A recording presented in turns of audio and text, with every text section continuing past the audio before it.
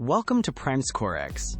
In this video, we are focusing on ATI TEAS 7 reading, locate versus infer questions. The goal is to make the difference between finding stated information and drawing supported conclusions feel clear, practical, and test-ready.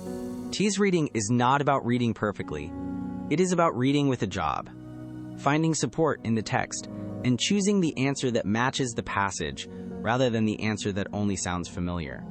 This skill matters because many reading questions look simple until the answer choices appear. The wrong answer may sound polished, may use words from the passage, or may match what you expected to see.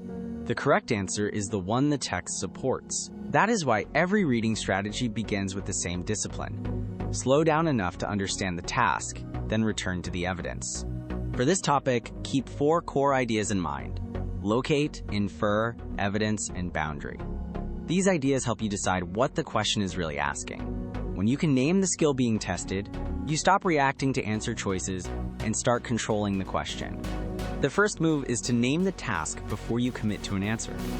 Are you finding a detail, identifying a main idea, reading tone, checking structure, or making an inference? Each task requires a slightly different kind of attention. When the task is clear, your reading becomes more selective, and your answer choice becomes easier to verify. Use a clean workflow. First, identify task type. Do not skip the instruction line because it tells you what kind of evidence to look for. Second, find evidence. This gives the passage a simple structure in your mind, so you are not holding every sentence with equal weight.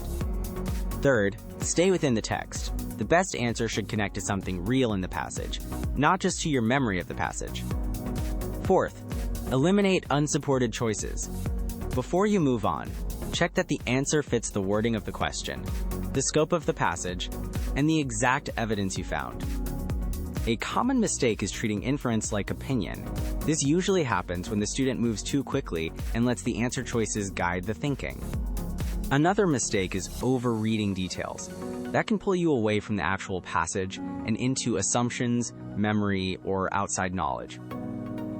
Another trap is missing directly stated lines. TEAS reading questions are often precise, and small wording changes matter. An answer can be true, but still not answer the question. It can be related, but too broad. It can be familiar, but unsupported. Your job is to match the question, not just the topic. Here's the idea in action. Locate questions, ask what the text says. Infer questions, ask what must be true based on what the text says. In a question like this, do not jump straight to the answer choices. First, decide what kind of response the question needs. Then go back to the relevant part of the passage and look for the line, phrase, pattern, or relationship that supports the correct answer. Once you find the relevant evidence, test each answer choice against it. The correct answer should survive a direct comparison with the passage. Wrong answers usually fail because they add too much, leave out something important, reverse the meaning, or use attractive words without matching the actual evidence. Pacing matters, but pacing does not mean rushing blindly. It means knowing when to skim for structure, when to slow down for proof, and when to stop overworking an answer. A strong reading pace comes from knowing what the question needs and refusing to reread the entire passage every time. If 2 choices are close and you are losing time, make the best supported choice, flag the question only if a second look has a clear purpose, and keep moving. 1 reading question should not damage the next 5. Protect the full section by making controlled decisions. During practice, review missed questions by asking what actually went wrong. Did you miss the question type?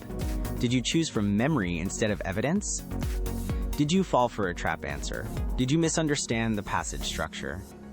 Name the error clearly, because a named error is easier to fix. Do not stop at reading the explanation.